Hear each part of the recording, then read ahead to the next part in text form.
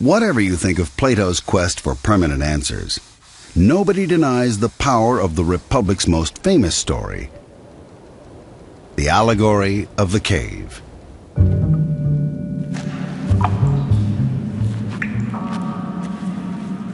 Imagine that this is the only world you have ever known. For as long as you can remember, you have been chained here in this cave, watching the shadows dance on the wall in front of you.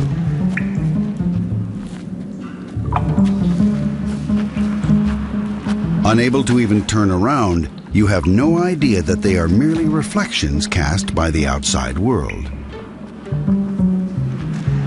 You believe they are all there is to life. This is your reality. Then, one day, a prisoner breaks loose.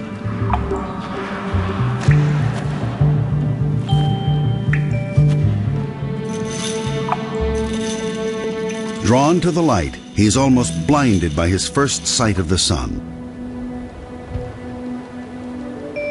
But little by little, he is able to open his eyes and see the world beyond the cave. We are prisoners right now. We are now in the middle of a cave. Don't think of a dark room in which we are all tied up. This is the cave. The freest moments that we have for Plato are moments of imprisonment, are moments of slavery. We all begin in some sense as prisoners of our culture or our religion or our civilization. We're given answers to the most fundamental questions. What is love? What's a good family? Who is God?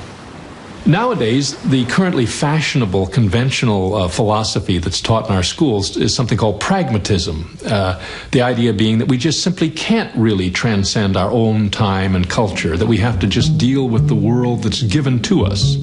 Now, Plato would say that means just rearranging the shadows on the walls of our cave. One of the tasks with the Republic is to bring people out of the cave where they're not looking at shadows, but looking at the real thing, out into the sun. If there's a cave today and shadows that people are looking at, it is the sort of darkened living room at 4 in the afternoon with those images flickering across the screen, miseducating the young.